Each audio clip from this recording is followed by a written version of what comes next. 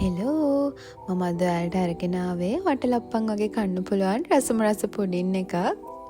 මේක හදාගන්න හරිම ලේසි. ඒ වගේම ගෙදරදිම හොයාගන්න පුළුවන්.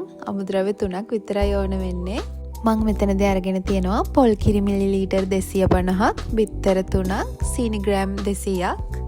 මුලින්ම සීනි ග්‍රෑම් 200 දාලා අපි ඒ ටික කැරමල් කරගන්න ඕන. සීනි ටික කැරමල් කරගනිද්දී අපි සීනි ටික ඔක්කොම දිය වෙනකන් හැන්දක් පාවිච්චි කරන්නේ නැහැ. මේ විදිහට සීනි ටික ඔක්කොම දිය වුණාට පස්සේ හැන්දක් පාවිච්චි කරලා පොඩ්ඩක් කවලම් කරගෙන අපි උණු වතුර ටික ටික එකතු කරලා මේ කැරමල් එක ගන්නට හදා ගන්න ඕන. මේ විදිහට අපි උණු වතුර පොඩ එකතු කරලා කැරමල් එක හදාගත්තට පස්සේ පොල් කිරි මිලිලීටර් 250 එකතු කරගන්න ඕන. අපි මේ විදිහට කැරමල් එකට පොල් කිරි ටික එකතු කරගත්තට පස්සේ කැරමල් එක ටිකක් ගල් වෙනවා. එතකොට අපි නොනවත්වා මෙන්න මේ විදිහට කවලම් කරගන්න ඕන. අර හයි වුණු කැරමල් ටික හොඳට දිය වෙනකන් මෙන්න මේ විදිහට හොඳට මික්ස් කරගන්න ඕන.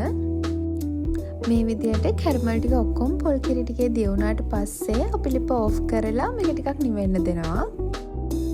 කිරි එක නිවෙනකන් අපි බිත්තර 3ක් වෙනම වාජනයකට කඩලා දාගෙන ඒ බිත්තර 3 හොඳට මික්ස් කරගන්න ඕන. මේ වෙලාවේ අපි ලුණු ස්වල්පයක් සහ වැනිලා තේ හැන්දෙන් එකක් වගේ එකතු කරගන්නවා. දැන් මේ බිත්තර 3 හොඳට මික්ස් කරගන්න ඕන. ඔයාලා මේ වෙලාවේ විස්කයක් පාවිච්චි කරලා හරි එහෙම නැත්නම් ගෑරුප්පුවකින් හරි හොඳට මික්ස් කරගන්න.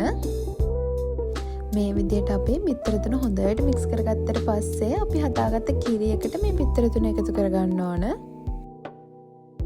බිත්තර 3 මේ විදිහට එකතු කරගත්තට පස්සේ ආයෙත් මේ බිත්තර ටිකයි කිරි ටිකයි හොඳට මික්ස් වෙන්න ඕන නිසා ගෑරුප්පුවකින් හරි විස්කයකින් හරි මේ විදිහට හොඳට කවලම් කරගන්න.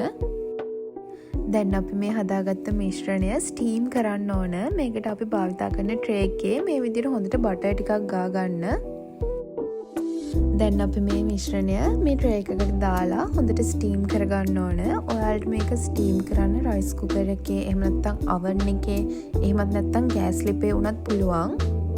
ස්ටීම් කරගන්න කලින් මේ ට්‍රේ එක හොඳට සීල් කරගන්න ඕන. මේ වෙලාව ඔයාලට ලන්ච් ෂීට් එකක් හරි එහෙම නැත්නම් කොයිල් එකක් හරි පාවිච්චි කරලා මේක සීල් කරගන්න පුළුවන්.